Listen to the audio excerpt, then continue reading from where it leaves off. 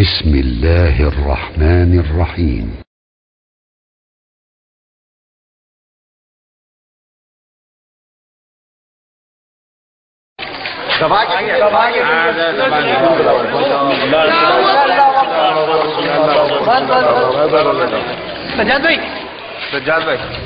السلام عليكم ورحمة الله وبركاته. إن الحمد لله نحمده ونستعينه ونستغفره ونعوذ بالله من شرور أنفسنا ومن سيئات أعمالنا. من يهده الله فلا مضل له ومن يضلله فلا هادي له.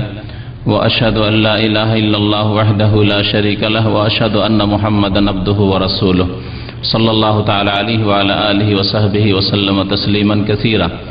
يا أيها الذين آمنوا اتقوا الله حق تقاته ولا تموتن إلا وأنتم مسلمون. يا أيها الناس اتقوا ربكم الذي خلقكم من نفس واحدة وخلق منها زوجها وبث منهما رجالا كثيرا ونساء واتقوا الله الذي تساءلون به والأرحام إن الله كان عليكم رقيبا. يا أيها الذين آمنوا اتقوا الله وقولوا قولا سديدا يصلح لكم أعمالكم ويغفر لكم ذنوبكم ومن يطع الله ورسوله فقد فاز فوزا عظيما. أما بعد فإن خير الحديث كتاب الله وخير الهدي هدي محمد صلى الله عليه وسلم وشر الأمور محدثاتها وكل محدثة بدعة وكل بدعة ضلالة وكل ضلالة في النار.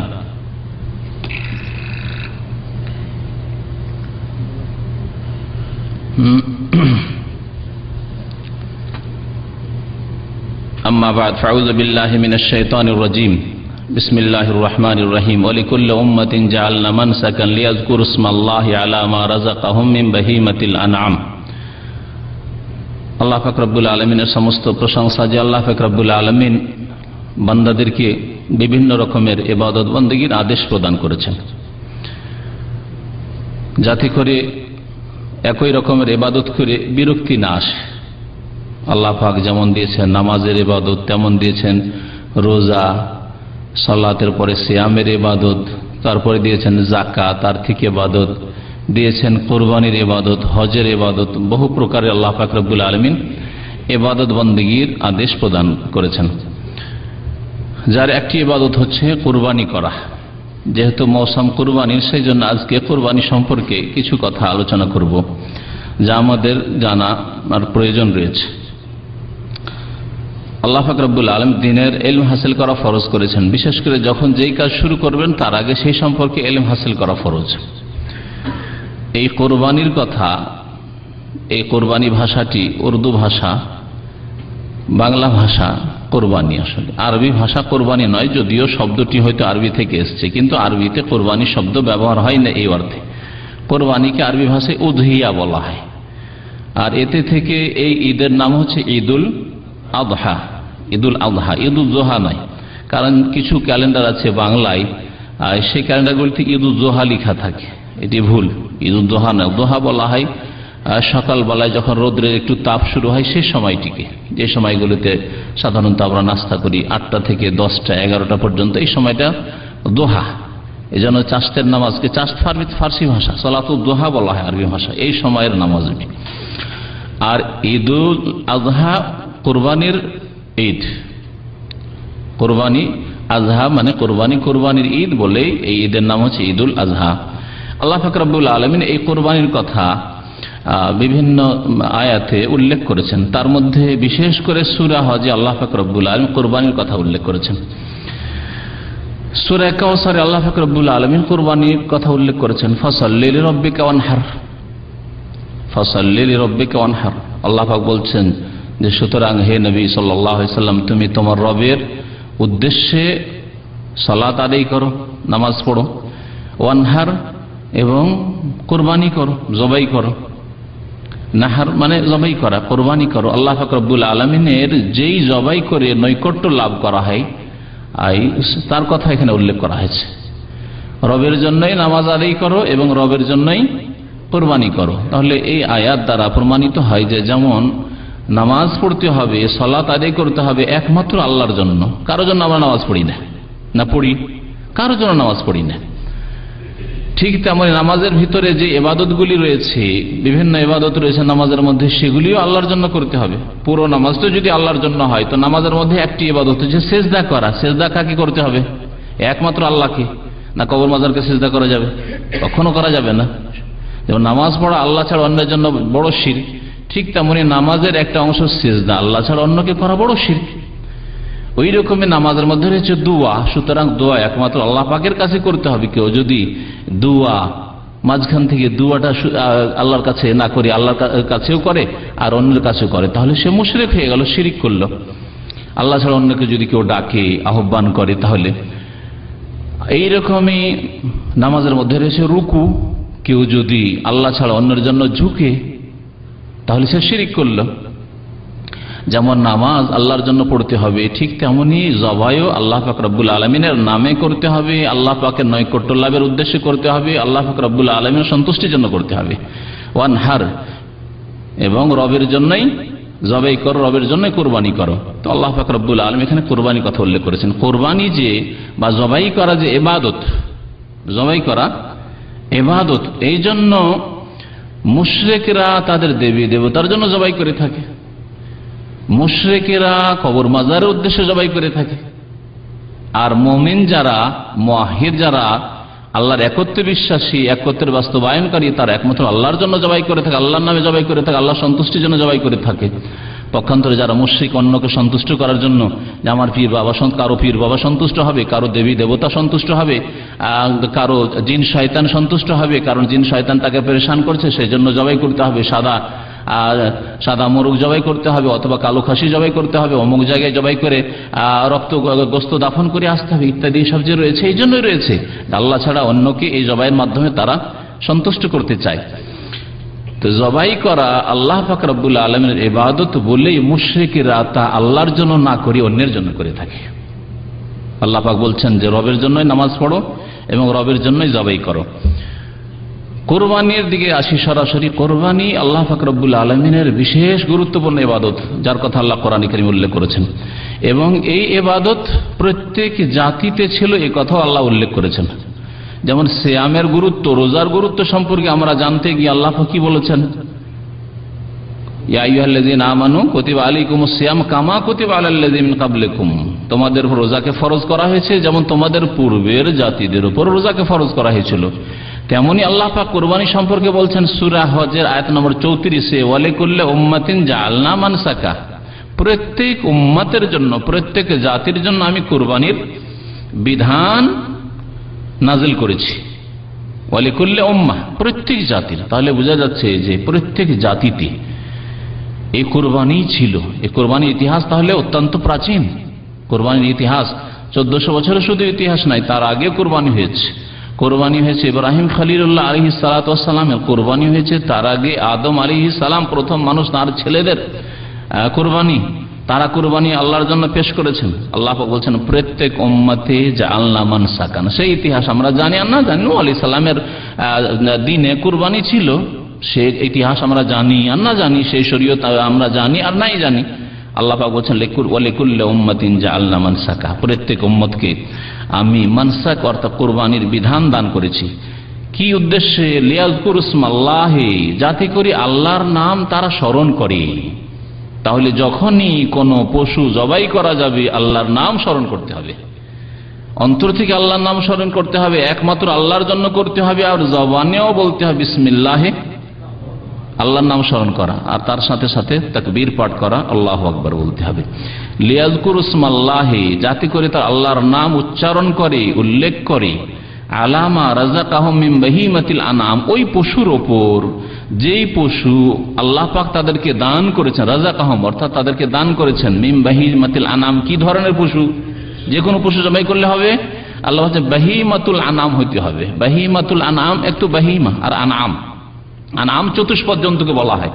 আল্লাহ পাক কোরআনে কারীমে নির্বোধ মানুষদেরকে, যারা কান থেকেও ভালো কথা শোনেন না, চোখ থেকেও ভালো কথা, ভালো জিনিস দেখে না, আর ভালো মন্দের মধ্যে পার্থক্য করেন না, অন্তর হৃদয় থাকা সত্ত্বেও লা ইয়াফকাহুনা বিহা, তা দিয়ে তারা ভালো কথা বোঝার চেষ্টা করে না। আল্লাহ পাক তাদের সম্পর্কে কি বলেছেন? উলাইকা কাল আনআম, তারা চতুষ্পদ জন্তুর মতো। তাহলে আনআম মানে চতুষ্পদ জন্তু, আর বাহিমা তার সাথে যদি লাগে, চতুষ্পদ জন্তুর মধ্যে যেগুলি বাহিমা অর্থাৎ যেগুলি গৃহপালিত পশু, বাহিমাতুল আনাম মানে গৃহপালিত পশু। আর গৃহপালিত পশু কোনগুলি? এখন কেউ যদি অন্য কোনো পশুকে পোষ মানিয়ে নেয়, পশ্চিমাদের মতো কুকুরকে এমন করে পোষ মানিয়েছে যে কুকুরকে ছেলে মেয়ের চাইতে বেশি আদর যত্ন করে আর দুধ ভাত খাওয়ায়, তাহলে সে তো আর কুরবানি নয়। হ্যাঁ,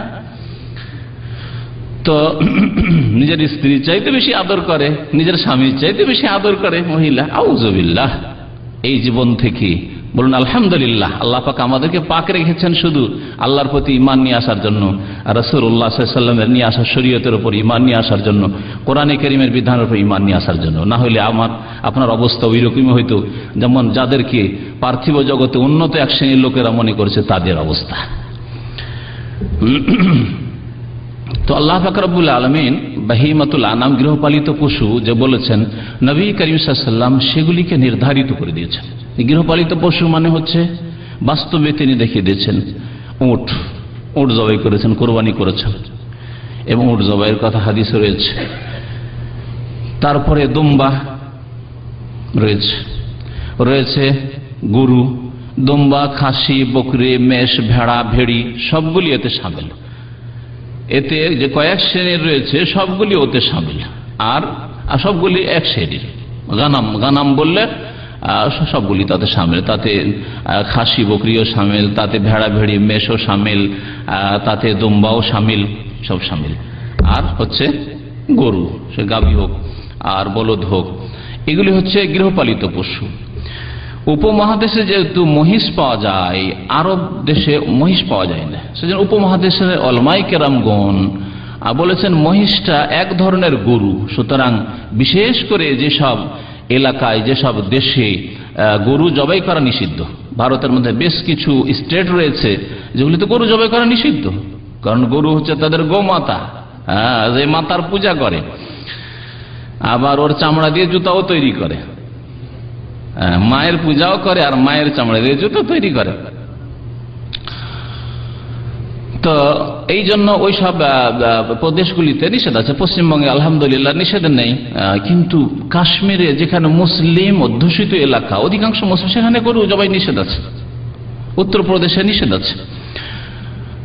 তো ওরা মহিষ জবাই করতে পারে, কারণ উলামায়ে কেরামরা বলছেন যে মহিষটা হচ্ছে নাওম মিনাল বাকার, এক ধরনের গরু ধরে নেওয়া যেতে পারে, সেটাও গৃহপালিত পশু। আল্লাহু আ'লাম।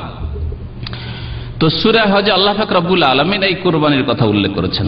কুরবানির ইতিহাস বলছিলাম যে কুরবানির ইতিহাস অত্যন্ত প্রাচীন। আদম আলাইহিস সালামের দুই ছেলের কুরবানির কথা আল্লাহ পাক সূরা মায়েদার আয়াত নম্বর 27 উল্লেখ করেছেন, ওয়াতুলু আলাইহিম নাবা ইবনাই আদম বিল হক। আল্লাহ পাক বলছেন যে পড়ে শোনাও হে নবী সাল্লাল্লাহু আলাইহি, মানে তেলাওয়াত করে শোনাও, পাঠ করে শোনাও, আলাইহিম তাদেরকে, নাবা ইবনাই আদম বিল হক, আদম আলাইহিস সালামের দুই ছেলের সত্যিকার ঘটনা। ইজ কাররাবা কুরবানান, যখন তারা আল্লাহর নৈকট্য লাভ করলেন কুরবানির মাধ্যমে। কাররাবা মানে নৈকট্য লাভ করা। আমরা উর্দু ভাষায়, বাংলা ভাষায় যে কুরবানি বলি ওখান থেকে এসছে, যে কুরবানির মাধ্যমে যেহেতু আল্লাহর নৈকট্য লাভ উদ্দেশ্য হয়, আল্লাহর সান্নিধ্য হাসিল করা উদ্দেশ্য হয়, সেই জন্য এর নাম হচ্ছে কোরবানি। কিন্তু আরবি ভাষায় যেই কোরবানি আমরা জবাই করি তার নাম কোরবানি নয়, তার নাম হচ্ছে উযহিয়া। ফাতাকুব্বিলা মিন আহাদিহিমা, আল্লাহ পাক বলছেন দুই ছেলের এক ছেলের কুরবানি কবুল করা হলো। ওয়ালাম ইউতাকাব্বাল মিনাল আখার, অপর ব্যক্তির কুরবানি কবুল করা হলো না। কে করলেন না? আল্লাহ পাক কবুল করলেন না, যে আল্লাহ আদেশ করেছিলেন। কালা লা আকতুলান্না, তখন হিংসা তার হয়ে গেল যে তোর কুরবানি কবুল হলো, আমার হইল না, আচ্ছা তোকে দেখবো। হ্যাঁ, কি করলো? সে হুমকি দিল যে লা আকতুলান্না, তোকে খুন করবো, অবশ্যই তোকে হত্যা করবো। তখন হাবিল কি জবাব দিয়েছিলেন রাদিয়াল্লাহু আনহু? কি জবাব দিয়েছিলেন? কালা ইন্নামা ইয়াতাকাব্বালুল্লাহু মিনাল মুত্তাকিন, দেখো আল্লাহ পাক যে কোনো ইবাদত বন্দেগী সকলের কবুল করেন না। কার কবুল করেন? যেই ব্যক্তি সংযত, মুত্তাকিন, আল্লাহ ভীরু, যেই ব্যক্তি পাপ থেকে বাঁচতে চায়, যার মনে পাপের কামনা বাসন নেই, যে কুপ্রবৃত্তির অনুসরণ করে না, তার কবুল করেন আল্লাহ পাক রব্বুল আলামিন। তুমিও যদি মুত্তাকিনদের অন্তর্ভুক্ত হয়ে যাও, তাহলে আল্লাহ পাক তোমারও কবুল করবেন। ইন্নামা ইয়াতাকাব্বালুল্লাহু মিনাল মুত্তাকিন। তারপরে নসিহত করতে লাগলেন, দেখো তুমি যদি আমাকে খুন করার চেষ্টা করো আমি কিছু করবো না। লাইন বাসাত্তা ইলাইয়া ইয়াদাক লিতাকতুলানি, আমাকে খুন করার জন্য তুমি যদি হাত সম্প্রসারিত করো, হাত বাড়াও, মা আনা বিবাসিতিন ইয়াদাইয়া ইলাইক, আমি আমার হাত বাড়াবো না, আমি আল্লাহকে ভয় করি। যাই হোক, ঘটনা লম্বা আর বর্ণনা করছি না। সেই ঘটনা এর দ্বারা প্রমাণিত হয় যে আদম আলাইহিস সালাম ছেলেরা কুরবানি করেছিলেন। ইব্রাহিম আলাইহিস সালামের কুরবানির কথা আল্লাহ পাক সূরা সাফাতের বেশ অনেকগুলি আয়াতে, আয়াত নম্বর 100 থেকে শুরু করে 108 পর্যন্ত আল্লাহ পাক উল্লেখ করেছেন। ওয়াকালা ইন্নী যাহিবুন ইলা রাব্বি সায়াহদিন, এটি হচ্ছে 99 নম্বর আয়াত। তারপরে বলছে রব্বি হাবলি মিনাস সালিহিন, আল্লাহ পাকের কাছে নেক সন্তান চাইলেন। ফাবাশশারনাহু বিগুলামিন হালিম, আল্লাহ পাক বলছেন সুসংবাদ দিলাম তখন ধৈর্যশীল ছেলের। ফালাম্মা বালাগা মাহু সায়া ক্বালা ইয়া বুনাইয়া ইন্নী আরা ফিল মানামি আন্নী আযবাহুকা ফানজুর মাযা তারা, যখন দৌড় ঝাঁপ দিতে শুরু হলো, ছেলে দৌড়াতে শিখলো, তখন একদিন স্বপ্নে দেখলেন ইব্রাহিম আলাইহিস সালাম যে আমি আমার ছেলেকে জবাই করছি, আমি আমার ছেলেকে জবাই করছি। কিন্তু বিদাতি কিতাবে কি আছে? কিসাসুল আম্বিয়ার মতো বিদাতি কিতাবে আর এই রকমই এই সব কিতাব থেকে যেসব তথ্য নেওয়া হয়েছে বা এই ধরনের যেসব কিতাব বিদাতি কিতাব তাতে আছে হে ইব্রাহিম তোমার প্রিয় বস্তুকে তুমি কি করো? কোরবানি করো। সব ভুল, কোরআন বিরোধী কথা। এই যে কিসসা কাহিনীগুলি আমাদের দেশের বক্তারা বর্ণনা করে, কি করে বর্ণনা করে? ইব্রাহিম আলাইহিস সালাম প্রথম দিন স্বপ্ন দেখলেন তোমার প্রিয় বস্তুকে কবুল কি করো? জবাই করো। তারপরে ভাবলেন যে তো স্বপ্ন দেখছি, তখন 100 উট কুরবানি করলেন, কোন রিওয়ায়াত আছে 200 করলেন। সব ভুল কথা। স্বপ্নে তিনি দেখলেন সরাসরি যে যেটা বলছেন আয়াতে, কালা ইয়া বুনাইয়া, স্বপ্ন দেখার পরে সকালবেলা বলছেন হে প্রিয় সন্তান, ইন্নী আরা ফিল মানাম, স্পষ্ট আয়াত, আমি স্বপ্নে দেখছি, আন্নী আযবাহুকা, যে আমি তোমাকে জবাই করছি, বাস্তবে জানো তোমাকে জবাই করছি। আর নবী রাসূল কখনো শয়তানের পক্ষ থেকে স্বপ্ন দেখতে পারেন না, এ তো আল্লাহর পক্ষ থেকে, তাহলে তোমাকে করতেই হয়। ফানজুর মাজা তারা, এখন তোমার মতামত পেশ করো, তোমার মত কি বোঝার জন্য। এই নয় যে মত না দিলে আমি এই আল্লাহর আদেশ পালন করব না, কিন্তু দেখি ছেলের মতটা কি, ছেলে কতটা আল্লাহর অনুগত বান্দা, ছেলে কতটা নেক হয় আমার। কালা ইয়া আবাতে, হে প্রিয় আব্বা, ইফআল মা তুমার, যা আদেশ করা হয়েছে আপনি করে ফেলুন। সাতাজিদুনি, অবশ্যই আমাকে পাবেন ইনশাআল্লাহ, আল্লাহ যদি চান, মিনাস সাবিরিন, ধৈর্যশীল, ধৈর্যশীল পাবেন। কোরআনে কারীম আল্লাহ পাক রব্বুল আলামিন কোরআনে কারীমে এই সুন্দর চিত্র কি ছেলের কুরবানি যেমন তেমন কথা নয় তুলে ধরেছেন। এবং এই কুরবানিকে আল্লাহ পাক এত ভালোবেসেছেন, ওয়া নাদাইনাহু আইয়া ইব্রাহিম, আমি কয়েকটি আয়াত ছেড়ে দিলাম মাঝখানে। আল্লাহ ডাক দিলেন ইব্রাহিম আলাইহিস সালাম, কাদ সাদ্দাকতা রুইয়া, তুমি তোমার স্বপ্নের সত্যতা প্রমাণ করেছো তুমি। ইন্নাকা যালিকা নাজিজিল মুহসিনিন, আমি এইভাবে সৎকর্মশীলদেরকে আমি উত্তম প্রতিদান দিয়ে থাকি। আর আল্লাহ পাক রব্বুল আলামিন সেই আয়াতগুলির একটি আয়াত বলছেন, ওয়াফাদাইনাহু বিযিবহিন আযীম, আমি ছাড়িয়ে নিলাম, মুক্ত করে নিলাম ইসমাইল আলাইহিস সালামকে বিযিবহিন আযীম, মহান কুরবানি দিয়ে। আল্লাহ পাক জান্নাত থেকে দুম্বা পাঠিয়ে জবাই করিয়ে দিলেন, আর ইসমাইল আলাইহিস সালামকে আল্লাহ পাক রব্বুল আলামিন বাঁচিয়ে নিলেন। ওয়া তারাকনা আলাইহি ফিল আখিরিন, শেষখানে আল্লাহ আয়াত নম্বর 108 সূরা সাফফাতে বলছেন, আমি এই বিধানের উপর রেখেছি, ওয়া তারাকনা আলাইহি ফিল আখিরিন, অন্যদেরকে কিয়ামত পর্যন্ত শেষ উম্মতকে এই বিধান দান করেছি, কুরবানির বিধান দান করেছি। তাহলে এই কুরবানি ইব্রাহিম খলিলুল্লাহর সুন্নাত, এবং ইব্রাহিম খলিলুল্লাহ আলাইহিস সালাতু সালামের সুন্নাত আমরা পালন করতাম না, কারণ আগের দিনগুলি রহিত হয়ে গেছে দিন ইসলাম দিয়ে। যদি নবী করিম সাল্লাল্লাহু আলাইহি সাল্লাম তার সমর্থন না করতেন, তা যদি দিনে ইসলামে না রাখতেন, কোরআন হাদিসে না থাকতো, তো আল্লাহ পাক রব্বুল কোরআন এবং হাদিসে কুরবানির বিধান আনের কথা উল্লেখ করেছেন। কুরবানির আলোচনার সাথে সাথে আরেকটি কথা বলবো যে কুরবানির দিন সবচাইতে মহান দিন, কুরবানির দিন সবচাইতে মহান দিন। যেমন একটি হাদিস, ইন্না আযামাল আইয়াম ইনদাল্লাহি ইয়াউমুন নাহর, মুসনাদ আহমদের হাদিস, সবচাইতে মহান দিন আল্লাহ পাক রব্বুল আলামিনের নিকট হচ্ছে কুরবানির দিন। কারণ কুরবানির দিনে একটু সারা বিশ্বের সমস্ত মুসলিম ঈদের নামাজ পড়ে, আর এতে বিশ্ব সম্মিলন হয়, যে কোনো মুসলিম, এমনকি নারীদেরকে বলা হয়েছে ঈদগাহে হাজির হও। সেখানে আমার দেশের লোকেরা ওয়াজ মাহফিলে আর সংগঠন আর মিছিলে নারীদেরকে হাজির করতে পারে, আর যখন বলা হয় যে ঈদগাহে ঈদুল আজহা ঈদুল ফিতরে যে মহিলাদেরকে হাজির করা সুন্নাত, নবী সাল্লাল্লাহু আলাইহি ওয়াসাল্লাম আদেশ করেছেন, বলছে না না না, ফিতনা হবে, ফিতনা হবে। নবী সাল্লাল্লাহু আলাইহি ওয়াসাল্লাম সুন্নাত পালন করলে ফিতনা হয়, কিন্তু মিছিল করলে ফিতনা হয় না। ইসলামের নামে মিছিল নারীদেরকে রাস্তায় বের করলে তাতেও ফিতনা হয় না, আর ইসলামী সংগঠনের নামে আর চিল্লার নামে মহিলাদের বের করলে তাতেও ফিতনা হয় না। আর তারপরে যে যেখানে মহিলাদেরকে বের করে ওয়াজ মাহফিলে নিয়ে যায়, কালেকশন হবে ওদের কাছ থেকে, ডিম ডাম মুরগি যা পাওয়া যায়, হ্যাঁ ওখানে আবার ফিতনা হয় না, অথচ সব ফিতনা হয়। হ্যাঁ, স্কুল কলেজে সহশিক্ষা, তাতে ফিতনা হয় না। আল্লাহ পাক রব্বুল আলামিন যেন আমাদের জাতি সংশোধন করার তৌফিক দান করেন। তো এই কুরবানির নামাজ, কুরবানির নামাজের সাথে কুরবানি, যে আল্লাহ আকবার, চিন্তা করতে পারবেন না যে সারা পৃথিবীতে মুসলিমরা কত পশু জবাই করে এই দিনে আল্লাহর নৈকট্য লাভের জন্য, এবং আল্লাহর নিকট অত্যন্ত প্রিয় ইবাদত এই ইবাদত। সুতরাং এই দিনকে বলা হয়েছে সবচেয়ে মহান দিন বলা হয়েছে। আর তারপরে বলা হয়েছে আইয়ামে তাশরিকের দিনগুলিকে মহান দিন, ইয়ামুল কার, যে দিনগুলিতে মেনায় হাজিরা অবস্থান করে। একদিকে হাজিরা কুরবানি করছে আর হাজিরা মেনাতে অবস্থানও করছে, আর একদিকে আমরা বাড়িতেও 4 দিন ধরে কুরবানি করা সুন্নাত। এই বিষয়টি আরো স্পষ্ট করে বলি যে আমাদের দেশের এক শ্রেণীর লোকেরা মাত্র 3 দিন কুরবানির কথা বলে, 10 তারিখ, 11, 12 বাস। কিন্তু সহিহ হাদিস দ্বারা প্রমাণিত যে কুরবানি ইয়ামুন নাহার এবং আইয়ামে তাশরিক। আইয়ামে তাশরিক কয় দিন? 3 দিন, 11, 12, 13, তাহলে 3 দিন আইয়ামে তাশরিক হইল, আর 10 তারিখ হচ্ছে ইয়ামুন নাহার। এই 4 দিনই কুরবানির দিন। তবে সবচেয়ে উত্তম হচ্ছে 10 তারিখে কোরবানি করা, কারণ নবী করিম সাল্লাল্লাহু আলাইহি সাল্লাম 100টি উট কোরবানি করেছেন।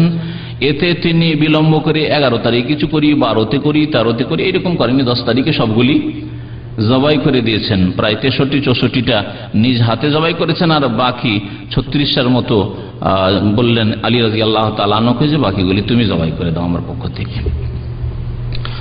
বিদায় হজ। এই জিলহজ মাসের 10 দিনের মধ্যে একটি দিন, যেই দিনটি হচ্ছে আরাফার দিন, ইয়াউমে আরাফা। এই দিনটি অত্যন্ত ফজিলতের দিন। এই দিনে যেমন হাজী সাহেবদের বড় করণীয় রয়েছে, আল হাজ্জ আরাফা, আরাফা অবস্থানের নাম হচ্ছে হজ, ঠিক তেমন আমাদের করণীয় রয়েছে। আমরা যদি হজে না যেতে পারি, আমরা যদি আরাফাতে অবস্থান না হইতে পারি, আরাফাতে গিয়ে আল্লাহর নৈকট্য লাভ না করতে পারি, আল্লাহ ওই সুযোগ সুবিধা না দেন, অথবা হজ করে ফেলেছেন আপনি, তাহলে আমাদের জন্য প্রতি বছর নেকির রাস্তা একটা খোলা আছে, যাতে করে হাজী সাহেবরা আল্লাহর মেহমান তাদের সাদৃশ্যতা অবলম্বন করতে পারে। কেউ যদি পুরোপুরি নেক না হইতে পারে, তো নেক লোকদের সকল সুরাত ধরা, নেক লোকদের সাদৃশ্যতা অবলম্বন করা, নেক লোকদের অনুসরণ করাও নেকির কাজ। ভালো লোকদের অনুসরণ করাও নেকির কাজ। একজন কবি বলেছেন, ওহিব্বুস সালিহিনা ওয়া লাস্তু মিনহুম, আমি নেক লোকদেরকে ভালোবাসি, কিন্তু আমি অত নেক হইতে পারিনি, আমি নেক অত হইতে পারিনি, কিন্তু ওহিব্বুস সালিহিন, আমি আল্লাহর নেক বান্দাদেরকে ভালোবাসি। লাআল্লাহ ইয়ারযুকুনি সালাহা, এই জন্য আমি নেক লোকদেরকে ভালোবাসি, যে হতে পারে আল্লাহ আমাকেও কোনোদিন নেক বানিয়ে দেবেন। সুতরাং নেক লোকদের সাদৃশ্যতা অবলম্বন করা এসব বিধিবিধান থেকে প্রমাণিত। যে আরাফায় আমি যেতে পারছি না হজে, অন্যরা গিয়েছে, আমি বাড়িতে ইবাদত বন্দি করলাম, তারা ওখানে আল্লাহ পাক রব্বুল আলামিনের কাছে দোয়া করেছেন আরাফায় জোহর আসর পরে মাগরিব পর্যন্ত আমি রোজার অবস্থায় রয়েছি, এবং রোজার অবস্থায় দোয়া কবুল হয়, রোজার অবস্থায় আমি দোয়া কবুল করব। ইফতারের পূর্ব মুহূর্তে বিশেষ করে দোয়া কবুল হয়। সুতরাং আরাফার দিন আমি ওই সময়গুলিতে আল্লাহ পাকের কাছে দোয়া করব। নবী করিম সাল্লাল্লাহু আলাইহি সাল্লামকে আরাফার ফজিলত সম্পর্কে জিজ্ঞাসা করা হয়, আরাফার রোজার বিশেষ করে, তখন তিনি বলেন যে ওয়াসিয়ামে ইয়াউমে আরাফা, আরাফা রোজা সম্পর্কে আহতাসিবু আলাল্লাহ, আমি আল্লাহ পাক রব্বুল আলামিনের কাছে আশা রাখি, আন ইউকাফিরা সানাতাল্লাতী ক্বাবলাহু ওয়াস সানাআল্লাতী বাদাহু, তাতে কাফফারা হয়ে যাবে, গুনাহ মাফ হয়ে যাবে গত 1 বছরের, এবং গুনাহ মাফ হয়ে যাবে আগামী 1 বছরের। হাদিসের শব্দগুলি বিভিন্ন ভাবে রয়েছে, কারণ অনেকে যারা হাদিস শুনছেন আমার কাছে, কখনো শুনবেন যে ইউকাফিরু সানাতাল্লাতী ক্বাবলাহু ওয়াস সানাতাল্লাতী বাদাহু, আর কোন কোন হাদিস আছে ইউকাফিরু সানাতাল মাদিয়া ওয়াস সানাতাল বাকিয়া বা ওয়াল বাকিয়া। সানাতাল মাদিয়া মানে গত বছর, আর বাকিয়া মানে যেটা বাকি আছে মানে আগামী বছর। আর ইউকাফিরু সানাতাল্লাতী ক্বাবলাহু মানে যে চলে গেছে যে বছরটি, ওয়াল্লাতী বাদাহু যেটা আসছে সেই বছর, এরপরে যে বছর আসছে। জি, রাওয়াহু মুসলিম, সহিহ মুসলিমের হাদিস। আর এই আরাফার দিন আল্লাহ পাক রব্বুল আলামিন অত্যন্ত নিকটবর্তী হয়ে যান আরাফাবাসীর। আরাফায় যে হাজী সাহেবরা থাকেন এবং তাদেরকে নিয়ে সুম্মা ইউবাহি বিহিমুল মালায়েকা, এবং তাদেরকে নিয়ে আল্লাহ পাক রব্বুল আলামিন ফেরেশতাদের সামনে গৌরব করেন আর বলেন যে তোমরাই তো নিষেধ করেছিলে আমাকে যে আদমকে সৃষ্টি করিও না। এমন জাতি সৃষ্টি করবে যারা ফিতনা ফাসাদ সৃষ্টি করবে, পৃথিবীতে বিপর্যয় সৃষ্টি করবে, আর রক্ত প্রবাহিত করে খুন করবে, আর করেছে অনেকে, করেছে আর করছেও। ফেরেশতাদের কথা ভুল নয়, হ্যাঁ, কিন্তু আল্লাহ পাক রব্বুল আলামিন দেখছেন ভালো আর মন্দ দুটো দিক আছে। ভালো মন্দ দুটো দিক যদি থাকে, ভালোর পরিমাণ যদি বেশি থাকে তাহলে সেটাকে গ্রহণ করা যাবে। আল্লাহ পাক রব্বুল আলামিন বলছেন ইন্নী আ'লামু মা লা তা'লামুন, আমি এমন কিছু জানি যা তোমরা জানো না। তোমরা শুধু নেগেটিভ দিকটা জানছো, যে এরা বিপর্যয় সৃষ্টি করবে, এরা ফিতনা ফাসাদ সৃষ্টি করবে, এরা কলহ বিবাদ করবে, এরা রক্ত প্রবাহিত করবে ইত্যাদি। কিন্তু ভালো দিক, এরা আরাফায় হাজির হবে, এরা বাইতুল্লাহর তাওয়াফ করবে, এরা রোজা রাখবে, এরা আল্লাহ পাক রব্বুল ইবাদতবন্দি করবে। এদের মধ্যে খারাপ গুণ আছে, তারপর খারাপ গুণগুলিকে দমন করার চেষ্টা, কুপ্রবৃত্তিকে দমন করে ভালো চরিত্রকে উন্নত করবে। ভালো গুণ না এগুলো? তো আল্লাহ পাক রব্বুল আলামিন বললেন যে আমি যা জানি তোমরা জানো না। কুরবানির বিষয়ের দিকে ফিরে আসে। আরাফার পরে আরাফার রোজা রাখবেন। কোন দিন আরাফার রোজা রাখবেন? এই বছরে 1431 বছর রোজা রাখবেন আরাফার রোজা। আরাফার রোজা নবী সাল্লাল্লাহু আলাইহি ওয়াসাল্লাম বলেছেন সিয়ামু ইয়াউমি আরাফা, আরাফার দিন রোজা। সুতরাং আরাফার রোজা ওই দিন যেই দিন আরাফাতে হাজী সাহেবের অবস্থান করছেন, যেখানে থাকুন না কেন। প্রচার মাধ্যমে জানতে পারছেন, মোবাইলে জানতে পারলেন যে হ্যাঁ আরাফায় হাজিরা সোমবারে রোজা রাখবেন, যদিও বাংলাদেশে আছেন, যদিও ভারতে আছেন, যদিও দুনিয়ার যেখানে আছেন। কারণ ভারত উপমহাদেশের লোকেরা একদিন পরে ঈদ করে, সৌদি আরবের একদিন পরে ঈদ করে, একদিন পরে তাদের 9 তারিখ হয়। 9 তারিখ নবী সাল্লাল্লাহু আলাইহি ওয়াসাল্লাম বলেননি, বলেছেন সহিহ হাদিসে, সহিহ মুসলিম, আরাফার দিন রোজা। সুতরাং আরাফার দিন রোজা রাখবেন। আর এক শ্রেণীর আলেমরা এরকম ফতোয়া দিচ্ছে না 9 তারিখে রোজা রাখবো, আমরা 9 তারিখ রোজা রাখবো। এই জন্য যদি আপনি ইখতিলাফ থেকে ঊর্ধ্বে যাওয়ার জন্য যে আমি মতানৈক্য থাকবো না, তাহলে আপনি আপনার পরিবারকে বলতে পারেন যে আরাফার দিনে রোজা রাখেন, যেটা আসল আরাফার দিন। আর তারপরে বাংলাদেশে বা ভারতে 9 তারিখ মঙ্গলবারে, সেই দিনের, কারণ সেই দিনও ঈদ হচ্ছে না তাদের, সেই দিন রোজা রাখেন আর তারপরের দিন ঈদ। তাহলে আর ইখতিলাফ থাকলো না। যারা ফতোয়া দিচ্ছে 9 তারিখের রোজা আসছে, এটাও ঠিক থাকলো। আর সঠিক হচ্ছে এই ক্ষেত্রে ইখতিলাফ যখন হবে তো আমাদেরকে হাদিস বা কোরআনের দিকে দেখতে হবে যে নবী সাল্লাল্লাহু আলাইহি ওয়াসাল্লাম 9 না বলেছেন আরাফার দিন বলেছেন। সুতরাং এইভাবে দুটো রোজা রাখেন অথবা 3টি রোজা রাখেন। নবী করিম সাল্লাল্লাহু আলাইহি ওয়াসাল্লাম প্রত্যেক মাসে 3টি রোজা রাখতেন। আপনার হয়তো সেই অভ্যাস নেই প্রতি মাসে 3টি রোজা রাখার, আর জরুরি নয় যে সেই 3টি রোজা 13, 14, 15 তারিখে হইতে হবে, যদিও এটি সুন্নত। আইয়ামে বিজুর রোজা মানে 13 তারিখ, 14 তারিখ, 15 তারিখ চাঁদের। কিন্তু যদি আপনি এটিকে রেখে নেন রবিবার, এবছরে সোমবার, মঙ্গলবার, তাহলে হয়ে গেল 3টি রোজা আপনার হয়ে গেল। সিয়ামু সালাসাতি আইয়ামিন মিন কুল্লি শাহর সিয়ামুদ দাহরি কুল্লি। নবী করিম সাল্লাল্লাহু আলাইহি ওয়াসাল্লাম বলছেন যে প্রত্যেক মাসে 3টি রোজা যেই ব্যক্তি রাখলো সে যেন সারা জীবন রোজা রাখলো। কারণ 3 10 30, তাহলে 3 রোজা রাখলে 30-এর নেকি পেল। এই 30 করে 11 মাসে এইভাবে 3 10 30, 3 10 30, 3 10 30। আর রমজান মাসে ফুল রোজা রাখলো, আল্লাহ পাক ফরজ করেছেন, তাহলে সেই আজীবন রোজা রাখলো না, আজীবন রোজা রাখার সে ফজিলত পেল। কুরবানি করার হুকুম কি? ফরজ, সুন্নাত? একদল বলেছেন যে ওয়াজিব, অল্প কিছু ওলামারা বলেছেন যে ওয়াজিব, সামর্থ্যবান যাদের কাছে শক্তি সামর্থ্য আছে। কারণ এই ক্ষেত্রে যেহেতু অর্থের ইবাদত, এটি অর্থের ইবাদত, সেই জন্য শক্তি আর্থিক সচ্ছলতা হওয়া আবশ্যক। আর অধিকাংশ আইম্মা কেরামদের নিকট কুরবানি হচ্ছে সুন্নাতে মুআক্কাদা। যেই ব্যক্তি শক্তি রাখে, সামর্থ্য রাখে, আর্থিক সচ্ছলতা আছে, যদি কুরবানি না করে তাহলে গুনাহগার হবে। কুরবানি না করে গুনাহগার হবে। নবী করিম সাল্লাল্লাহু আলাইহি ওয়াসাল্লাম বলেছেন যারা কুরবানি করতে পারবে অথচ কুরবানি করে না, তারা যেন আমাদের সাথে ঈদ না পড়তে আসে। সুতরাং আর কুরবানি নবী করিম সাল্লাল্লাহু আলাইহি ওয়াসাল্লাম কুরবানির বিধান আসার পর কোনো বছর ছাড়েননি। এই মর্মে তিরমিজির একটি হাদিস আছে, আপনাদেরকে শুনে আব্দুল্লাহ বিন উমর রাদিয়াল্লাহু তাআলা আনহু বর্ণনা করছেন যে আকামা রাসূলুল্লাহ সাল্লাল্লাহু আলাইহি ওয়াসাল্লাম বিল মদিনাতে 10 সিনিন ইউদাহি, আল্লাহ রাসূল সাল্লাল্লাহু আলাইহি ওয়াসাল্লাম মদিনায় 10 বছর ধরে ছিলেন। হিজরত করে আসার পরে কত বছর থেকেছেন? 10 বছর। ইউদাহি 10 সিনিন, 10 বছর। ইউদাহি প্রতি বছর কুরবানি করতেন, প্রতি বছর কুরবানি করতেন রাসূলুল্লাহ সাল্লাল্লাহু আলাইহি ওয়াসাল্লাম। ইমাম তিরমিজি বলছেন হাযা হাদিসুন হাসানুন, হাদিসটি হাসান। আর একটি হাদিস রয়েছে এই মর্মে, একজন লোক আব্দুল্লাহ বিন উমর রাদিয়াল্লাহু তাআলা আনহু, প্রখ্যাত সাহাবী, উমর ইবনে খাত্তাব আমিরুল মুমিনিনের ছেলে, তাকে জিজ্ঞাসা করলেন সালা ইবনে উমর আনিল উযহিয়াত আওয়াজিবাতুন হিয়া, উযহিয়া করা কি ফরজ? দেখেন হাদিসে, কোরআন এবং হাদিসে এবং অধিকাংশ আইম্মা কেরামদের নিকট ওয়াজিব আর ফরজে কোনো পার্থক্য নাই। ওয়াজিব মানে যা অবশ্যই পালনীয়, আর ফরজ মানেও তাই।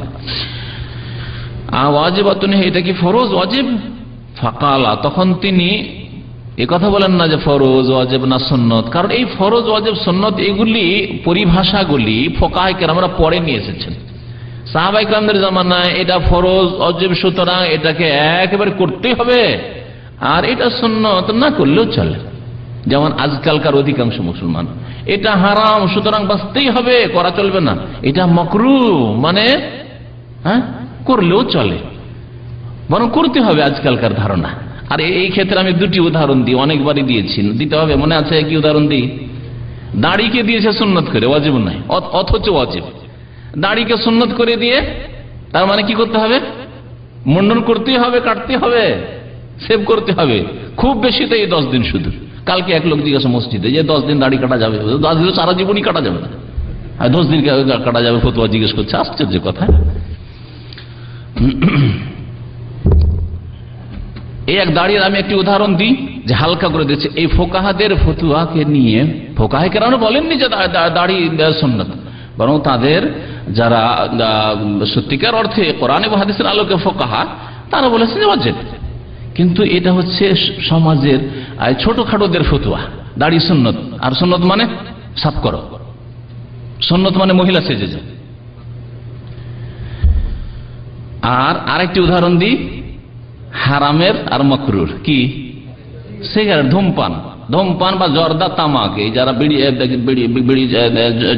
তামাক খাওয়া লোক আর যারা পান খাওয়া লোক, ভদ্রলোক হুজুররাও জর্দা দিয়ে পান খায়, হ্যাঁ তাই না? বিদাতি হুজুররা জর্দা দিয়ে পান খায়, জর্দা ছাড়া পানি খেতে জানে না তারা। হুক্কা খায় অনেকে তাদের।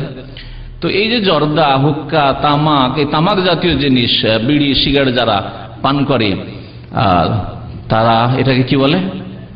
মাকরু। আর মাকরু মানে খাও, সুন্নত মানে ছাড়ো, করিও না, রাখিও না দাড়ি, আর মাকরু মানে খাও। এই হলো বর্তমান মুসলিমদের অবস্থা। অথচ যদি ধৈর্যও নেওয়া যায় কিছুক্ষণের জন্য যে সুন্নাত, তার মানে পালন করতে হবে। ধৈর্য নেওয়া যে মাকরু মানে ঘৃণিত, যে আল্লাহ পাকের কাছে, তার রাসূলের কাছে ঘৃণিত হয় সাল্লাল্লাহু আলাইহি ওয়াসাল্লাম, তাহলে ঘৃণিত মানে ছেড়ে দিতে হবে। কিন্তু মাকরু নয়, হারাম। জর্দা, তামাক জাতীয় জিনিস হারাম, এবং দাড়ি সুন্নত নাই, ওয়াজিব, ফরজ। তো ইবনে ওমর রাদিয়াল্লাহু তাআলা আনহু আমাকে জিজ্ঞেস করলেন যে এই কুরবানি করা কি ওয়াজিব ফরজ? তিনি উত্তর দিচ্ছেন দাহা রাসূলুল্লাহ সাল্লাল্লাহু আলাইহি ওয়াসাল্লাম, আল্লাহ রাসূল সাল্লাল্লাহু আলাইহি ওয়াসাল্লাম কুরবানি করেছেন, সুতরাং আমরাও করি।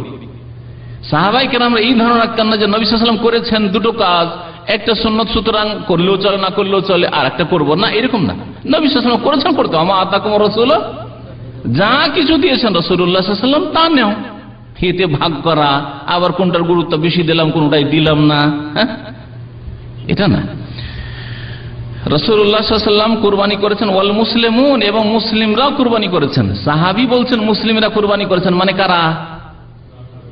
সাহাবী বলছেন যে মুসলিমরা কুরবানি করেছেন, মানে কারা? সাহাবায়ে কেরাম। তখনকার মুসলিম মানে শুধু সাহাবায়ে কেরাম, আর তো তাবেঈন না আসেননি তখন তার আর অন্যরা আসেনি, তাই না? তখন তার আইম্মা ইমাম আবু হানিফা, শাফি, মালিক, আহমদ তো আর আসেনি, ইমাম বুখারী তো আসেননি।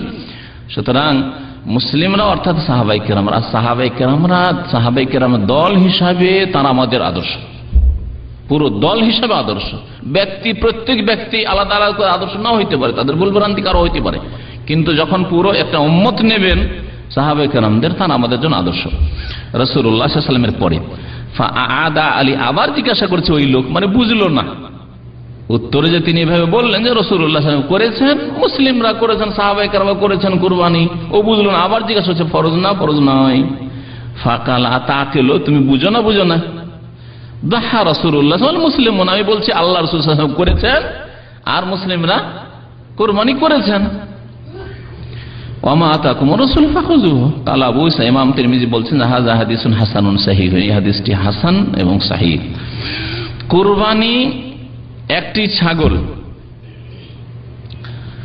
আর 7টি ভাগ। 7টি ভাগ কিসের? 7টি ভাগ গরুর, উটের। উট সম্পর্কে 10 ভাগেরও হাদিস রয়েছে, 10 ভাগের হাদিস তিরমিজি সুনানের কিতাবে রয়েছে ওটার ক্ষেত্রে। এটা আজ কি শুনছেন, এর আগে শুনেছেন কখনো? তিরমিজির হাদিস আছে, সহিহ হাদিস। আর এই জন্য ওটার ক্ষেত্রে 10 জন শরীক হইতে পারে, 7 জন হইতে পারে, 10 জন হইতে পারে।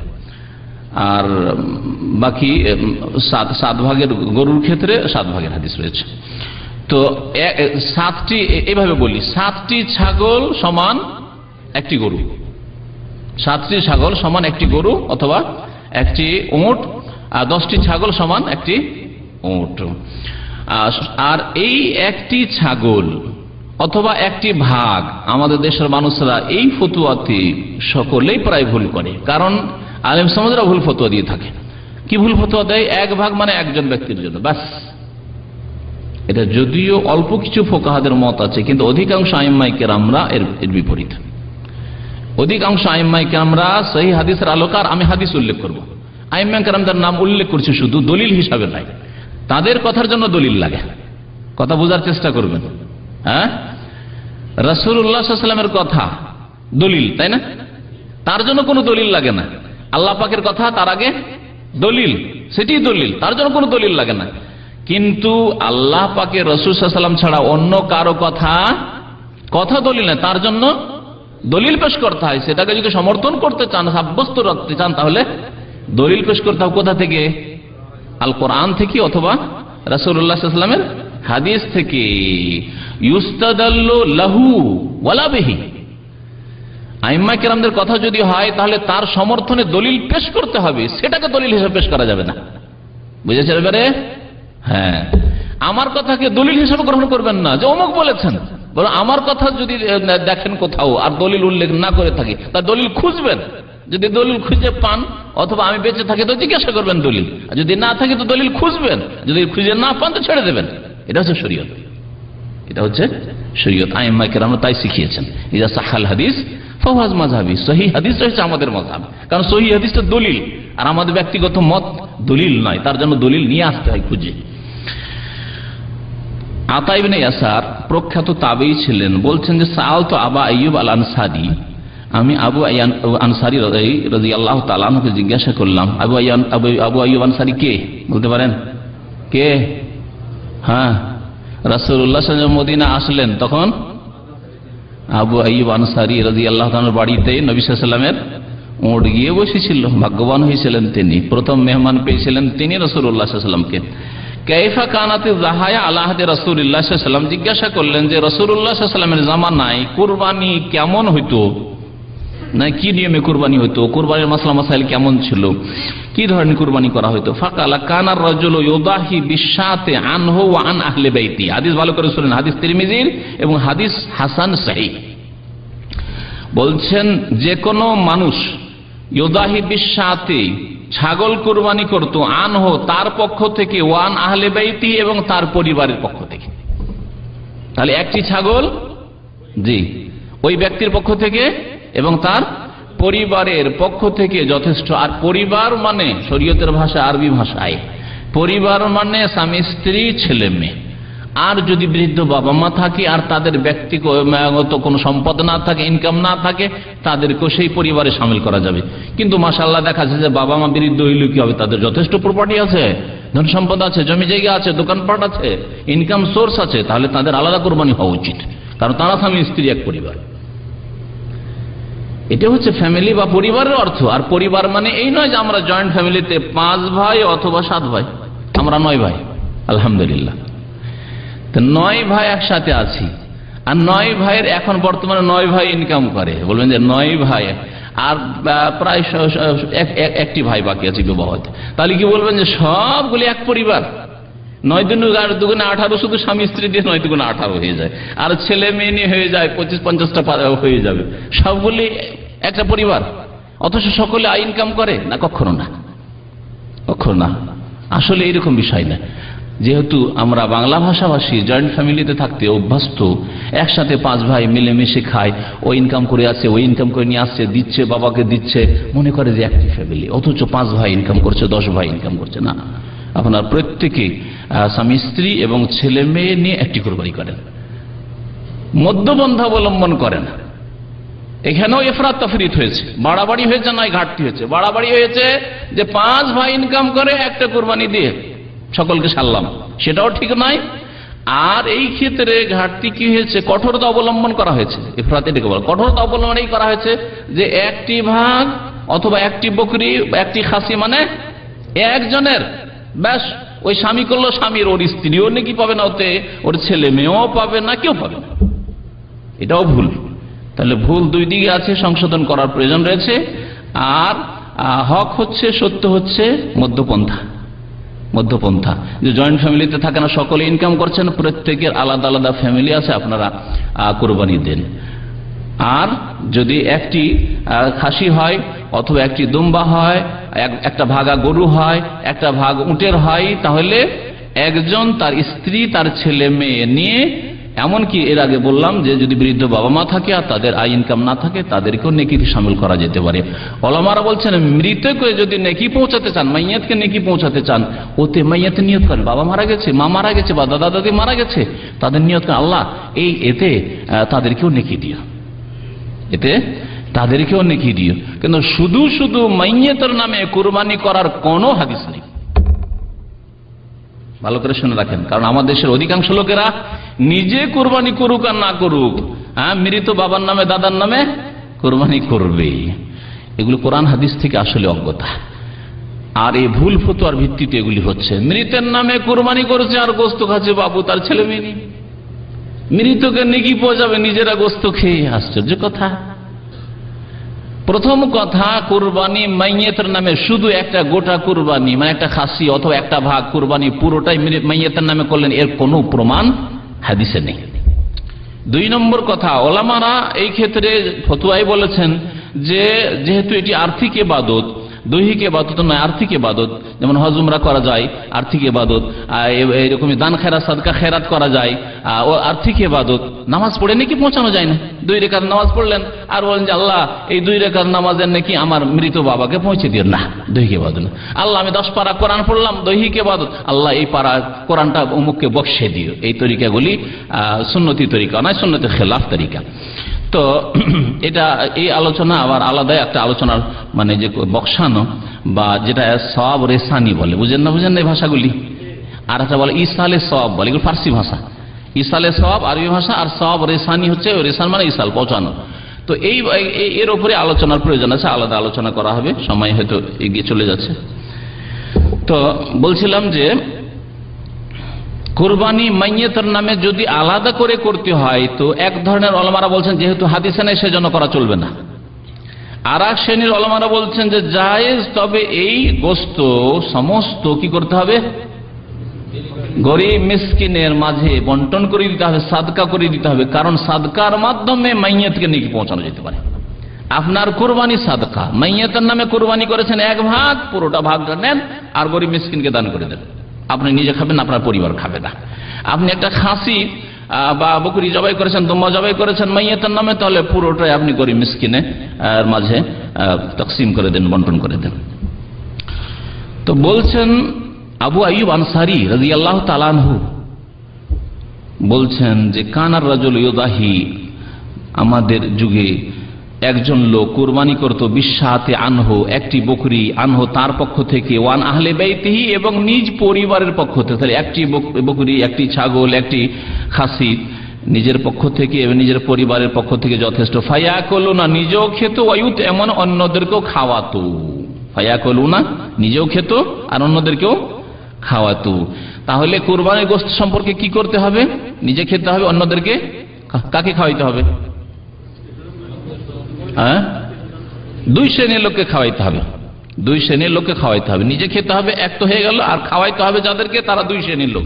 এক হচ্ছে আত্মীয় স্বজন, হ্যাঁ, বন্ধু বান্ধব, মেহমান, মুসলিম ভাই, অথচ সচ্ছল, হয়তো অসুবিধা নেই।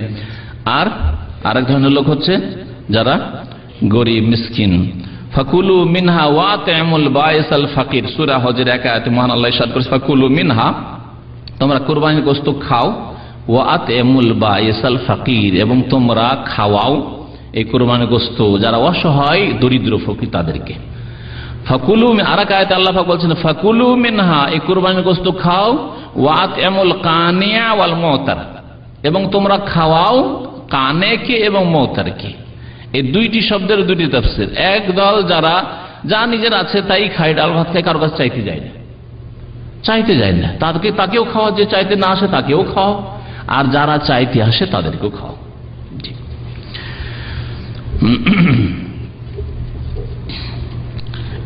একটি কুরবানি, একটি খাসি অথবা গরুর একটা ভাগা অথবা উটের একটা ভাগ একটা পরিবারের জন্য যথেষ্ট। এর আরেকটি দলিল পেশ করি, আবু দাউদে রয়েছে, ইবনে মাজাতে রয়েছে।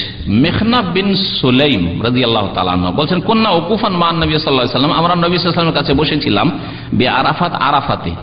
ফাসামিতুহু ইয়াকুল, শুনলাম তিনি বক্তব্যে বললেন, ইয়াকুল ইয়া আইয়ুহান নাস, হে মানব সকল, আলা কুল্লি আহলি বাইতিন ফি কুল্লি আমিন উদহিয়াতুন, জেনে রাখো যে প্রত্যেক, আলা কুল্লি আহলি বাইত, আহলি বাইত মানে কি? পরিবার, আপনার পরিবার হচ্ছে আহলে বাইত। এই জন্য নবী সাল্লাল্লাহু আলাইহি ওয়াসাল্লামের বংশধরকে, নিজের পরিবারের লোককে কি বলা হয়? আহলে বাইত, আহলাল বাইত। হ্যাঁ, ইন্নামা ইউরিদুল্লাহু লিইয়ুযহিবা আনকুম রিজসা আহলাল বাইত ওয়া ইউতাহহিরাকুম তাতহীরা। আল্লাহ পাক আহলে বাইত বলেছেন নবী সাল্লাল্লাহু আলাইহি ওয়াসাল্লামের পরিবার এবং নবী সাল্লাল্লাহু আলাইহি ওয়াসাল্লামের ছেলে মেয়েদেরকে। তো বলছেন যে নবী সাল্লাল্লাহু আলাইহি ওয়াসাল্লাম, হে মানব সকল, আলা কুল্লি আহলে বাইত, প্রত্যেক পরিবারের ওপর, ফি কুল্লি আমিন, প্রত্যেক বছরে একটি করে কুরবানি আছে, কমপক্ষে একটি কুরবানি রয়েছে। এই হাদিসটি নিয়ে দ্বিমত আছে, কিছু উলামারা হালকা জয়ীফ, দুর্বল বলেছেন। ইমাম তিরমিজি বলছেন হাযা হাদিসুন হাসানুন গরীব, এই হাদিসটি হাসান গরীব। আল্লামা নাসির আলবানী রাহমাতুল্লাহ হাদিসটিকে হাসান বলেছেন। হাসান গরীব মানে হাসান লিজাতি। ইমাম তিরমিজি যখন হাসানুন গরীব বলবেন অর্থাৎ হাসান লিজাতিহি। সহিহ আবু দাউদ ইবনে মাজাতে রয়েছে হাদিসটি। নবী করিম সাল্লাল্লাহু আলাইহি ওয়াসাল্লাম নিজে কুরবানি করেছেন। আরেকটি হাদিস শোনাই আপনাদেরকে, জাবের বিন আব্দুল্লাহ রাদিয়াল্লাহু তাআলা আনহু বর্ণনা করেন, শাহিদু মা রাসূলিল্লাহ আল আযহা, নবী সাল্লাল্লাহু আলাইহি ওয়াসাল্লামের সাথে আমি ঈদুল আযহায় উপস্থিত হয়েছি, বিল মুসাল্লা, ঈদগাহে। ফালাম্মা কাযা খুতবাতাহু, যখন খুতবা সম্পূর্ণ হইল। ঈদের খুতবা আগে হয় না নামাজ আগে হয়? নামাজ আগে। নাযালা মিন মিম্বারিহি, মিম্বার থেকে নামলেন, তাহলে ঈদগাহেও উঁচা জায়গায় খুতবা দেওয়া সুন্নাত। ওয়া উতিয়া বিকাবশিন, একটি দুম্বা নিয়ে আসা হইল। ফাযাবাহু রাসূলুল্লাহ সাল্লাল্লাহু আলাইহি ওয়াসাল্লাম বিয়াদিহি, জবাই করলেন রাসূলুল্লাহ সাল্লাল্লাহু আলাইহি ওয়াসাল্লাম নিজ হাতে। নিজ হাতে এই জন্যই কুরবানি করা সুন্নাত। কুরবানির ক্ষেত্রে আমাদের দেশে আবার ব্রাহ্মণ্যবাদ আছে। হ্যাঁ, ব্রাহ্মণবাদ বুঝেন? ব্রাহ্মণ ছাড়া আর তিনটি কাস্ট আছে হিন্দুদের মধ্যে, চারটি কাস্ট। ব্রাহ্মণ, আর নামগুলি বলতে পারেন কেউ? হ্যাঁ, ক্ষত্রিয়, আর বৈষ্ণব, আর শূদ্র। শূদ্র যারা ডম মেথর চামার, এরা শূদ্র নিচের। আর তাদের একটা ধারণা, আর বেদে এই শিক্ষা দেওয়া হয়েছে যে তাদের ব্রহ্মা সৃষ্টি করল, ব্রহ্মা তার মুখমণ্ডল থেকে সৃষ্টি করল ব্রাহ্মণদেরকে। মুখমণ্ডল থেকে যখন সৃষ্টি হয়েছে তাই শ্রেষ্ঠ জাতি এরা। আর তারপরে ক্ষত্রিয়দেরকে, যারা রাজপুত বলা হয় একটি জাতিকে, এদেরকে তৈরি করলো ব্রহ্মা, তৈরি করলো বাহু থেকে। আর বাহু মানে বল আছে এতে, সুতরাং এরা আর্মি হবে, দেশের সেনাবাহিনী হবে এরা। আর বৈষ্ণব যারা চাষি, কৃষক, এই ধরনের কাজ করে, ক্ষেত খামার করে, এই ধরনের যারা শাকসবজি তৈরি উৎপাদন করে, এরাকে তৈরি করলো ব্রহ্মা রান থেকে, উরু থেকে তৈরি করলো। সুতরাং এরা মাঝারি খেদমত করবে, এই ক্ষেত খামার এগুলি করবে, চাষবাস করবে। আর শূদ্র যারা ডোম, চামার, মেথর, এদেরকে তৈরি করলো হ্যাঁ পা থেকে, সুতরাং পায়ের তলায় খেদমত করবে এরা। আর এই তিন জাতির মন্দিরে ঢোকার কোনো অনুমতি নেই, বরং বেদে আছে যদি কোন শূদ্র বেদ শুনে নেই তো কানে সীসা গলিয়ে ঢেলে দাও। কেন বেদ শুনলো? কঠোর শাস্তির কথা আছে তারা যদি মন্দিরে ঢুকে, তারা যদি বেদ শুনে, তারা যদি বেদ পড়ে, বেদ স্পর্শ করে, ইত্যাদি ইত্যাদি।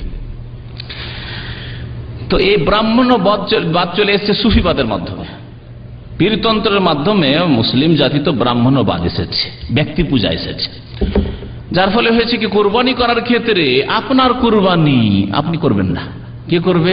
আরে হুজুর করে কিনে যা যা যা হুজুর কিনে, আর হুজুর ব্যস্ত, গোটা গ্রাম করে এই মাথা থেকে শুরু করেছে, ওই মাথা পৌঁছিতে পৌঁছিতে বিকেল হয়ে যাবে, কিন্তু কুরবানি জবাই হচ্ছে না, কারণ হুজুর আসছে না, ব্রাহ্মণ সাহেব আসছে না। সুবহানাল্লাহ, শরীয়তের খেলাফ। নবী করিম সাল্লাল্লাহু আলাইহি ওয়াসাল্লাম 100 উঠে 64টি নিজের হাতে জবাই করছেন। তাহলে নিজের হাতে কুরবানি করা সুন্নত, পারলে। যদি না পারেন তখন কাউকে ওকিল বানান। মহিলার নামে যদি কুরবানি হয় তাহলে নিজে হাতে কুরবানি না করে, কারণ ওদের সাহসিকতা কম, কুরবানি করতে গিয়ে রক্ত দিকে উপে হুসে পড়ে যেতে পারে আচার খেয়ে, যার ফলে দাঁড়িয়ে থাকবে, যে সুন্নাত দাঁড়িয়ে থাকবে, যখন কুরবানি জবাব হবে পর্দা করে দাঁড়িয়ে থাকবে, অথবা পর্দার আড়াল থেকে দেখবে যে আমার কুরবানিটা জবাই হচ্ছে।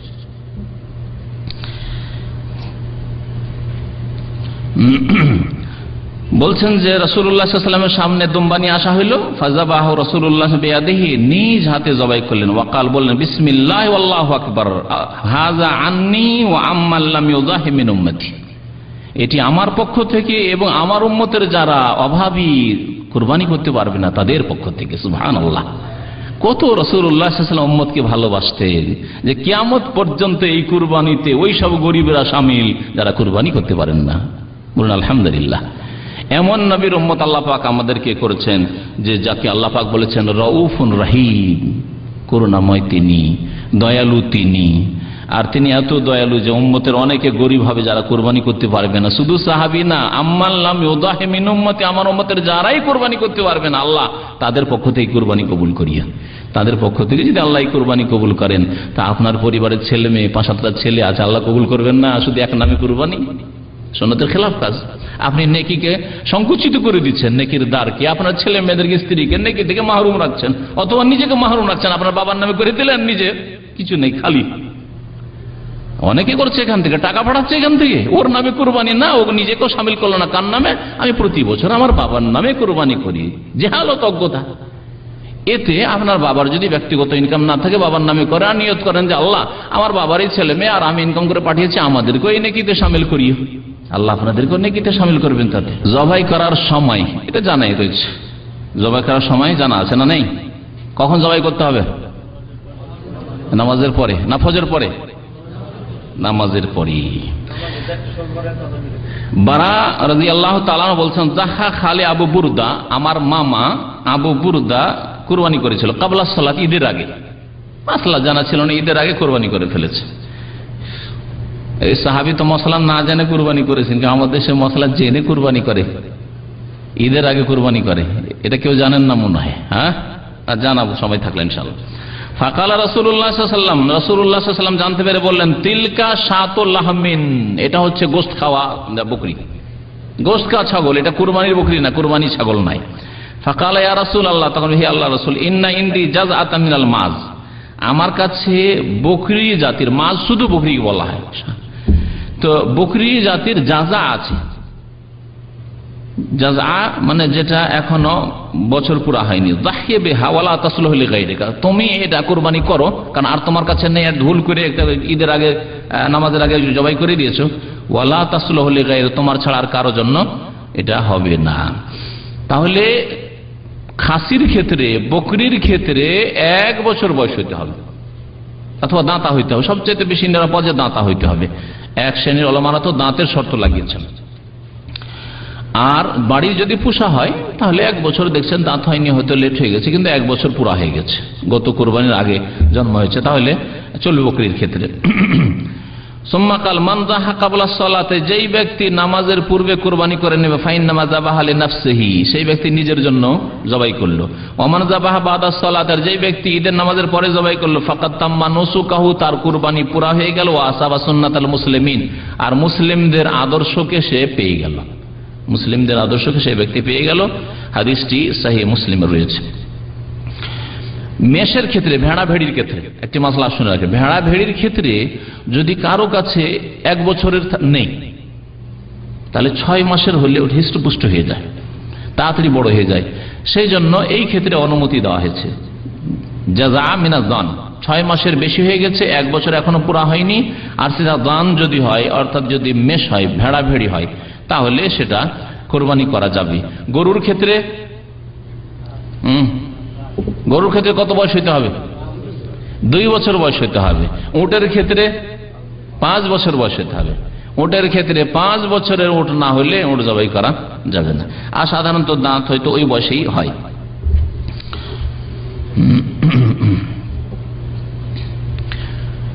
সহিহ মুসলিমের একটি হাদিস রয়েছে কুরবানির পশুর বয়স সম্পর্কে। জাবের রাদিয়াল্লাহু তাআলা বর্ণনা করেছেন যে কালা রাসূলুল্লাহ সাল্লাল্লাহু আলাইহি ওয়াসাল্লাম, আল্লাহ রাসূল সাল্লাল্লাহু আলাইহি ওয়াসাল্লাম বলেছেন, লা তাযবাহু ইল্লা মুসিন্নাতান, তোমরা জবাই করবে না মুসিন্না ছাড়া অন্য কিছু। মুসিন্না কি? মুসিন্না একদল ওলামারা বলছেন মুসিন্না সানাতুন থেকে এই শব্দটি উৎপত্তি। এই শব্দের উৎপত্তি হচ্ছে সানাতুন থেকে। সানাতুন মানে বছর। তাহলে লা ইল্লা মুসিন্না মানে 1 বছর ওয়ালা, 1 বছর ওয়ালা ছাড়া জবাই করবে না। এটা কিসের ক্ষেত্রে? ছাগল, বকরি, এইসবের ক্ষেত্রে।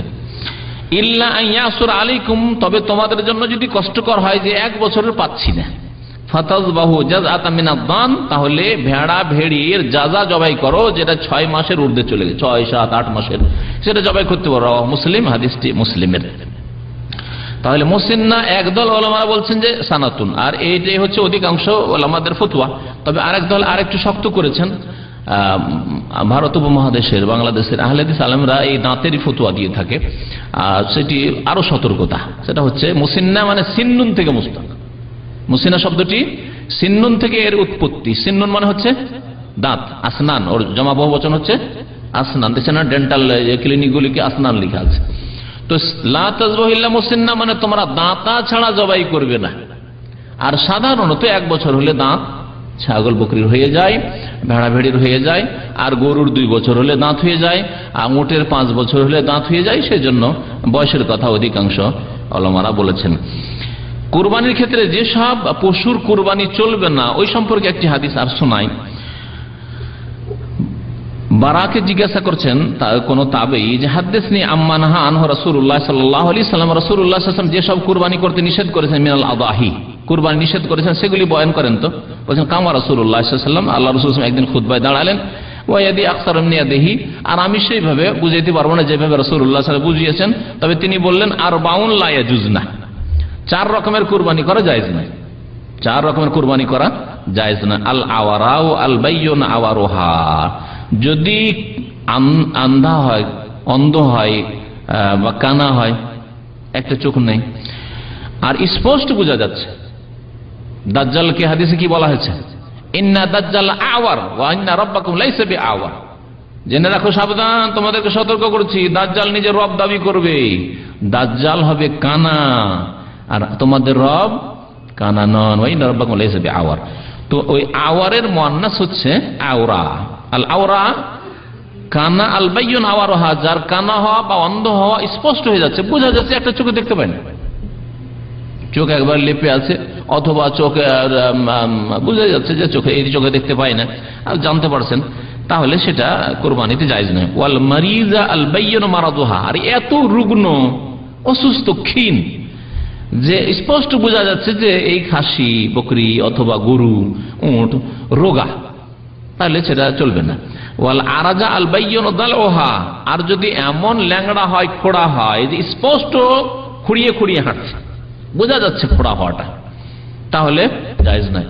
আমাদের দেশে কিছু গরু দেখা যায় যেগুলি এমনি মানে পা ভেঙে খোড়া হয়নি, কিন্তু একটা রোগ আছে, যে রোগে খড়িয়ে খড়িয়ে হাঁটে, তাহলে স্পষ্ট যেখানে বোঝা যাচ্ছে যে খড়িয়ে হাঁটছে, জায়েজ নাই।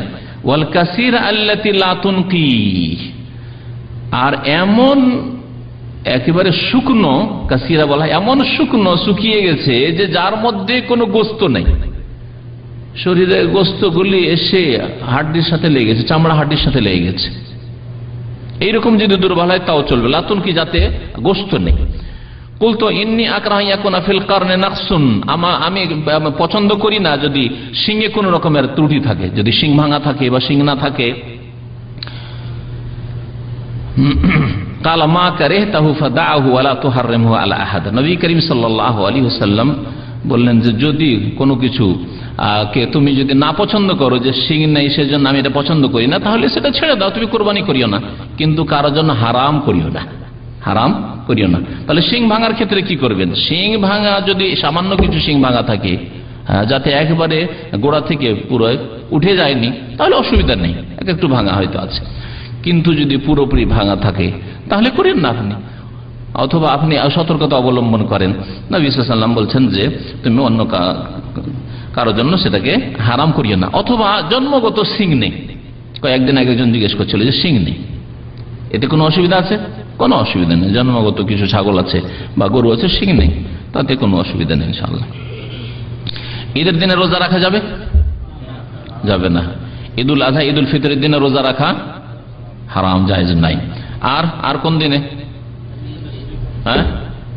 এই 2 দিন হয়ে গেল বছরে। আর আইয়ামে তাশরিক 11, 12, 13 জিলহজ, এই দিনগুলিও নবী সাল্লাল্লাহু আলাইহি ওয়াসাল্লাম বলেছে আইয়ামু আকলিন ওয়া শুরবিন ওয়া যিকরুল্লাহ, এই দিনগুলি খুশির দিন, পানাহারের দিন, আর আল্লাহর জিকির আজকারের দিন। জিকির আজকার করো, তাকবীর পাঠ করো। সুতরাং হাযা ঈদুনা আহলুল ইসলাম, নবী সাল্লাল্লাহু আলাইহি ওয়াসাল্লাম বলেছেন যে এই ঈদটি হচ্ছে আমাদের আহলে ইসলাম মুসলিমদের ঈদের দিন, খুশির দিন। সুতরাং এই দিনগুলিতে পানাহার করবে, আইয়ামে তাশরিকে রোজা রাখবে না। একমাত্র ওই ব্যক্তি, যে ব্যক্তি হজে তামাত্তু বা কিরান করলো আর কোরবানি করতে পারছে না, হজে গিয়ে 3টি রোজা মক্কায় রেখে আসতে হবে, কোরআনে আল্লাহ পাক বলেছে, সেই ব্যক্তি আইয়ামে তাশরিকে রোজা রাখতে পারবে, 11, 12, 13 তারিখে পারবে, কোরবানি দিনে রাখবে না। একটি মাসলা উল্লেখ করা জরুরি, কারণ আজকাল একটা নতুন ফতোয়া উঠেছে, যেটা 1400 বছরের ইতিহাসে না হানাফি মযহাবে আছে, না শাফি মযহাবে আছে, না মালিকি মযহাবে আছে, না হাম্বলি মযহাবে আছে, না এটি কোনো ওই রকম বিশিষ্ট ইমাম এরকম কোনো ফতোয়া দিয়েছেন। আজকাল কিছু নতুন নতুন মুফতিরা এই ধরনের ফতোয়া দিচ্ছে। সুতরাং এই সম্পর্কে সতর্ক করা জরুরি। তা হচ্ছে যে শুনেছেন হয়তো নতুন ফতোয়া যে গরুতে ভাগ চলবে না, এটা সফরের মাসলা ছিল, আর বাড়িতে বসে গরুতে ভাগ চলবে না, উটে ভাগ চলবে না, এগুলো সব সফরের মাসলা ছিল। এই ফতোয়া ভুল ফতোয়া। প্রথম কথা বলি যে কোন এক মযহাবে হক সীমিত নেই, এটা আমি অনেকবারই আমার বক্তব্যে বলেছি যে কোন এক মযহাবে হক সীমিত নেই। আপনি বলবেন যে না শাফি মযহাবের সমস্ত ফতোয়াই ঠিক, এটা বলেন, তা ভুল বলবেন আপনি। হানাফি মযহাবের ফিকহ কিতাবে যা আছে সব ঠিক, তাহলে ভুল কথা বললেন। হাম্বলি মযহাবে যা মাসলা বলা হয়েছে সব ঠিক, তাহলে ভুল বললেন আপনি। মালিকি মযহাবে যা আছে সব ঠিক, মানে হাত ছেড়ে নামাজ পড়াও ঠিক, সূরা ফাতিহা না পড়াও ঠিক, তাহলে তাই না? না, ঠিক নয়। তাহলে বোঝা গেল যে কোন এক মযহাবে যা কিছু ফিকহের ফতোয়া আছে সবগুলি ঠিক, এ কথা বলা ভুল। কিন্তু 4টাকে একসাথে করলে 4টার কোনোটাতে হক পাবেন না, আর বাইরে কোথাও হক আছে এই রকম বিরল পাওয়া নেই, একবারে বলা যাবে না, কিন্তু পাওয়া মুশকিল আছে। সুতরাং যেখানে এই 4 মাযহাবের কোন মাযহাবে এইরকম ফতোয়া নেই যে গরুর ভাগ চলবে না, এটা সফরের মাসলা ছিল, উটের ভাগ চলবে না, এটা সফরের মাসলা ছিল, সুতরাং এই নতুন জিনিস নিয়ে আসার প্রয়োজন নেই। আর এইরকম ইজতিহাদের যোগ্যতা আজকালকার জামানে তেমন হয়নি, সুতরাং এত বড় মুজতাহিদ হওয়ার কোনো প্রয়োজন করেন না। দু একটি হাদিস শোনায় এই ক্ষেত্রে। জাবের রাদিয়াল্লাহু তাআলা আনহু বলছেন, খারাজনা মা রাসূলিল্লাহ সাল্লাল্লাহু আলাইহি ওয়াসাল্লাম, আমরা আল্লাহ রাসূল সাল্লাল্লাহু আলাইহি ওয়াসাল্লামের সাথে বেরিয়েছিলাম, মুহিল্লিনা বিল হজ, হজের ইহরাম বেঁধে বা হজের তালবিয়া পড়ে। ফাআমারানা রাসূলুল্লাহ সাল্লাল্লাহু আলাইহি ওয়াসাল্লাম আন নাশতারিকা ফিল ইবলি ওয়াল বাকারে কুল্লু সাবআতিন মিন্না ফি বাদানা, আমাদেরকে বললেন যে তোমরা উটে এবং গরুতে শরীক হও, কুল্লু সাবআতিন প্রত্যেক 7 জন আমাদের এক একটি উটে এক একটি গরুতে, এক উটে 7 জন করে, এক গরুতে 7 জন করে। রাওয়াহু মুসলিম, সহিহ মুসলিমের হাদিস। এখন এই হাদিসে নবী করিম সাল্লাল্লাহু আলাইহি ওয়াসাল্লাম কি বলেছেন? শরীক হলেন, আদেশ করলেন নবী সাল্লাল্লাহু আলাইহি ওয়াসাল্লাম সাহাবায়ে কেরামদেরকে, নবী সাল্লাল্লাহু আলাইহি ওয়াসাল্লাম করলেন কুরবানি, আর বললেন যে দেখো এটা সফরের মাসলা, তোমরা আবার বাড়িতে গিয়ে করিও না, বলেছেন। যখন নবী সাল্লাল্লাহু আলাইহি ওয়াসাল্লাম বলেননি, সাহাবায়ে কেরামরা বলেননি, তাহলে এটাকে আপনার পক্ষ থেকে খাস করার অধিকারটা কোথায়? যে না না, যেহেতু এটা সফরের মাসলা, সুতরাং বাড়িতে মুকিম অবস্থায় গরুর ভাগা চলবে না, আর খাস কি বলছে উটের ভাগা চলবে না, এই ফতোয়া মন গড়া ফতোয়া। যেখানে নবী সাল্লাল্লাহু আলাইহি ওয়াসাল্লাম খোলা রেখেছেন, খোলা আছে। যেমন ওই যে আবু বুরদা কি করেছিলেন, এর আগে জবাই করে দিয়েছিলেন, এই হাদিসটা একটু আগে শোনালেন, নামাজের আগে, ঈদের নামাজ আগে জবাই করে দিয়েছেন। তারপর আর তার কাছে কোনো পশু নেই, কিন্তু 6 মাসের একটা ভেড়া ভেড়ি আছে, মেষ আছে। তখন তাকে কি বললেন নবী সাল্লাল্লাহু আলাইহি ওয়াসাল্লাম, যে এটা তুমি জবাই করো আর অন্য কারো পক্ষ থেকে হবে না। ওয়ালান তুজজি আন আহাদিন বা'দাকা, বিভিন্ন শব্দ দিয়ে হাদিসটা এসেছে, তোমার পরে আর কারো পক্ষ থেকে এই 6 মাসের করা যাবে না। এটা ছাগল ছিল, মাছ ছিল ছাগল, এই জন্য খাস করেছিলেন, কিন্তু ভেড়া ভেড়ির ক্ষেত্রে সকলের জন্য চলবে। তো তার জন্য এটা খাস করে দিলেন নবী সাল্লাল্লাহু আলাইহি ওয়াসাল্লাম, কিন্তু এখানে তো নবী সাল্লাল্লাহু আলাইহি ওয়াসাল্লাম খাস করেননি। সুতরাং এইভাবে খাস করা নিজের পক্ষ থেকে খেয়াল খুশি ফতোয়া। তিরমিজি তার একটি হাদিস রয়েছে ইবনে আব্বাস রাদিয়াল্লাহু তাআলা আনহুমা থেকে, কুন্না মা রাসূলুল্লাহ সাল্লাল্লাহু আলাইহি ওয়াসাল্লাম ফি সাফারিন, আমরা সফরে ফাহাদারুল আযহা, কোরবানির সময় আসলো, ফাশতারাকনা ফিল বাকাইরাতে সাবআতান, আমরা গরুতে 7 জন শরীক হইলাম, ওয়াফিল বাইরে আশারাতান, আর উটে 10 জন শরীক হলাম। কাওয়ালা আবু ঈসা বলছেন হাদিস ইবনে আব্বাস হাদিসুন হাসানুন গরীবুন, এই হাদিসটা হাসান গরীব মানে হাসান লিজাতিহি। আল্লামা নাসির আলবানী বলছেন হাদিসটি সহিহ, হাদিসটি হচ্ছে সহিহ, মানে আরো সূত্র রয়েছে, সবগুলি সূত্র মিলালে সহিহ। হাসান হাদিস যদি বিভিন্ন সূত্র থেকে আসে তাহলে সেটি হয়ে যাবে সহিহ লেগাইরি হয়ে যাবে। এর আগে আপনাদেরকে উসুল হাদিসে যারা রাত্রে ক্লাস করেন বলেছি।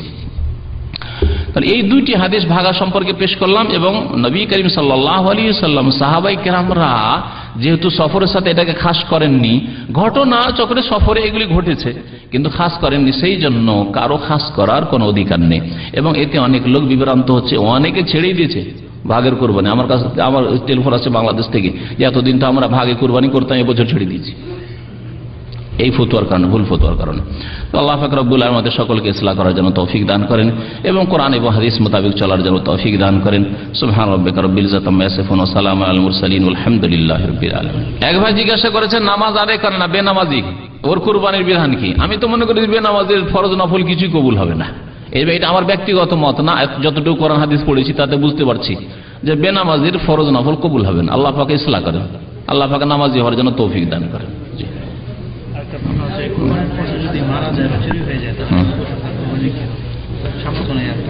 কোরবানির পশু যদি মারা যায় অথবা চুরি হয়ে যায়, তাহলে তার কাছে যদি থাকে, শক্তি সামর্থ্য থাকে, তাহলে কোরবানি করবে, আর না হলে করবে না, কোনো অসুবিধা নেই ইনশাআল্লাহ। নিয়তের উপর নাকি পেয়ে যাবে, কারণ কোরবানির সে ছাগল বা একা গরু দিলে ভাগ করার কোনো দরকার নেই, আপনার গোটা পরিবার এবং যা আছে সবার নাম করেন। হ্যাঁ জি, গোটা দান করার ক্ষেত্রে 3 ভাগ সমান সমান করা জরুরি নয়। যদি দেখেন ফকিরের সংখ্যা বেশি, গরিবের সংখ্যা বেশি, গ্রামে কুরবানি হয়নি, তাহলে বেশি দান করে দেন। যদি দেখা যায় আমারই প্রয়োজন বেশি, অভাব বেশি, তাহলে নিজে বেশি খান। বোঝা গেছে? আত্মীয় স্বজন, আমার বংশ বেশি, তাহলে আত্মীয় স্বজনকে বেশি খাওয়ান। যখন যেমন প্রয়োজন থাকবে তখন তেমন ভাবে কাজ করবেন। 3 ভাগ সমান সমান করতে হবে, এটা জরুরি নয়, এটা ফতোয়া শুধু এক শ্রেণীর আলেমদের। আমাদের এখানকার এক ছাত্র ভাই তার নাম মারা গেছে, এক ভাই দোয়া চেয়েছেন, তার নানা মারা গেছে। আল্লাহ পাক রব্বুল আলামিন যেন জান্নাতবাসী করে, গুনাহ খাতা মাফ করে, এবং আল্লাহ পাক রব্বুল আলামিন যেসব ভাইরা বালা মুসিবতে রয়েছেন আল্লাহ পাক তাদের বালা মুসিবত দূর করেন। জি, আমাদের দেশে সাধারণত হয় কি, যতজন পরিবার কুরবানি করে তার একটা ভাগ, এক ভাগ এক জায়গায় জমা করে, পঞ্চায়েত মসজিদে করে, তারপরে ওগুলো সমানভাবে বন্টন করে যারা কুরবানি করে না অথবা করছে সবার মাঝে বন্টন করে। কুরবানি করার ক্ষেত্রে বিভিন্ন তরিকা লোকের আবিষ্কার করেছে। যেমন বলছে যে একটা ভাগ কুরবানি থেকে নিয়ে নেয়, 3 ভাগ করে এক ভাগ জমা রাখলো, তারপরে গ্রামের একটা সমাজ তৈরি করেছে দিয়ে, হ্যাঁ হ্যাঁ, মাতাব্বরের আন্ডারে, তারপরে ওটা জমা করে ফকির মিসকিনকে দান করে। ওইভাবে দান করে যদি ভালো হয়, দেখেন যে আমানতদার লোকদের হাতে যাবে, বিশ্বস্ত লোক, ওরা ইমানের সাথে আমানতের সাথে গরিবদের পৌঁছাবে, তাহলে ঠিক আছে। না হলে আপনার কুরবানি আপনি দেখছেন যে মাতাব্বর খেয়ানত করবো, নিজের বাড়িতে নিয়ে চলে ভালো গোস্ত, আর গরিব মিসকিনকে দিবে কি দিবে না, আপনি আপনার গোস্ত নিজে বিতরণ করেন। এই যে মন্ডল মাতাব্বর সর্দার সিস্টেম, আর তার কাছে খাল কুরবানি জমা করতে হবে, গোস্ত জমা করতে হবে, এটা কোনো শরীয়ত নাই, এটা কোনো শরীয়ত না। আপনি গরিব মিসকিনে পৌঁছিয়ে দেন। না, যারা কুরবানি করে তাদের বাসায় কেন যাবে? আর সমানে সমান গরিবের বাড়িও পাঠাবে, আর যারা কুরবানি করে তার বাড়ি পাঠাবে, এটা কোনো যুক্তি নেই। বরং ভাগা হয় 50 টাকা ভাগা, যারা কোরবানি করে তাদের 50 শেয়ার ভাগা, যারা কোরবানি করে না তাদের মানে 50 টাকা নেবে ওর কাছে। জিজ্ঞেস করলাম এটা কেন নেন, এটা হচ্ছে মুসলিম না জায়েজ নয় ভাবে। কোরবানির গোশত দেবে সেই জন্য 50 টাকা ভাগ, আমাদের ভাই বলছেন কোরবানির গোশত দিবে গরিবগুলোকে যেন 50 টাকা করে কালেকশন, এই ওসিলাতে না জায়েজ না। কোরবানির গোশত দেবে ফ্রি ফিসাবিলিল্লাহ দিতে হবে, কারো পারিশ্রমিক হিসাবে দেওয়া জায়েজ না। ওই যে হুজুরকে দিয়ে জবাই করে নিচ্ছেন না, আর ও জবাই করলো সেজন্য হুজুরকে গোশত দিচ্ছে, এটাও জায়েজ না, কারণ এটা পারিশ্রমিক হয়েছে, পারিশ্রমিক নিজের পকেট থেকে দিতে হবে, হাদিসের নিষেধ আছে। ঋণ করে কোরবানি হবে কিন্তু কোনো প্রয়োজন নেই। হ্যাঁ, ঋণগ্রস্ত ব্যক্তি কোরবানি করবে না, কোনো প্রয়োজন করে না।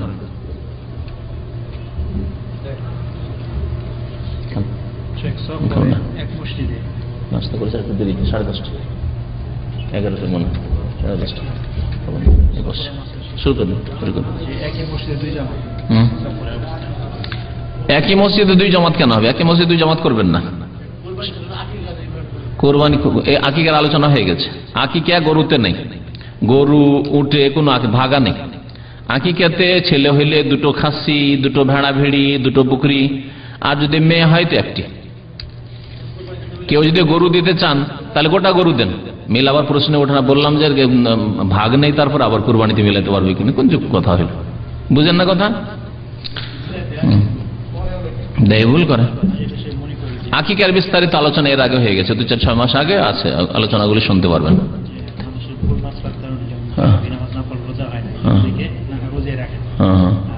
ক্ষেত্রে অনেকের সামর্থ্য আছে যে একটা খাসি তার পরিবারের জন্য দিতে পারবে, সে জানে না, এই জন্য দেয় কুরবানি দেয় না, কেন গরুর দাম বেশি না। আমাদের ভাই বলছেন যে অনেকে হয়তো খাসি কোরবানি দিতে পারবে, কিন্তু অজ্ঞতার কারণে ও খাসি কোরবানি না দিয়ে দেখছে গরু তো দিতে পারবো না আর খাসি তো দেবো না, কোরবানি দেয় না, না গুনাহগার হবে। যেই ব্যক্তি গরু কোরবানি দিতে পারবে না, গরুর ভাগ দিতে পারবে না, সেই ব্যক্তি খাসি দেবে। সবচাইতে উত্তম কোরবানি হচ্ছে উট, তারপরে হচ্ছে গরু গোটা গোটা, আর তারপরে হচ্ছে ভাগ, 1 ভাগ সমান একটা বকরি, 1 ভাগ গরু অথবা 1 ভাগ উট সমান একটা বকরি, খাসি, ছাগল, দুম্বা। জি,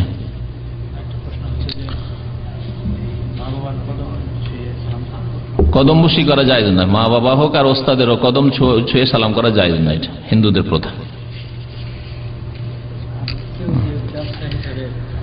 মাথায় চুমন দেওয়া যথেষ্ট হইল না, সুন্নতি কাজ করবে না, আমাদের বাঙালি মানুষ ওই বিদাতি কাজগুলি করবে।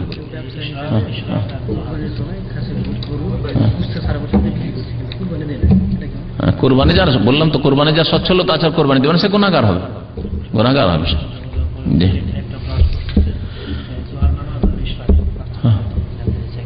জোহার নামাজ, দোহা আর ইশরাকে পার্থক্য আছে কিনা এই ক্ষেত্রে দুটি মত আছে। একদল বলছে দুটি আলাদা আলাদা নামাজ, সূর্য ওঠার পরে পরে যেটা হচ্ছে ইশরাক, আর দোহা যেটা একটু রোদ্রের তাপ বেড়ে যাওয়ার পরে যে নামাজটা হবে সেটা হচ্ছে দোহা। আর একদল বলছে না, দুটোই নামাজ একই নামাজ, নাম শুধু আলাদা আলাদা। ইশরাক সূর্য ওঠার পর থেকে শুরু করে মাথার ওপর সূর্য আসার আগ পর্যন্ত যে নামাজ পড়বেন সেটা দোহা ও ইশরাক। এবং শাইখ ইবনে বাজ রাহমাতুল্লাহ আলাইহি এটা কি প্রাধান্য দিয়েছেন যে একই নামাজের দুটো নাম। যেমন তারাবি, কিয়ামুল লাইল, কিয়াম রমজান একই নামাজের কয়েকটি নাম, তাহাজ্জুদ সব একই নামাজের কয়েকটি নাম, ওই রকমই। আল্লাহু আকবার।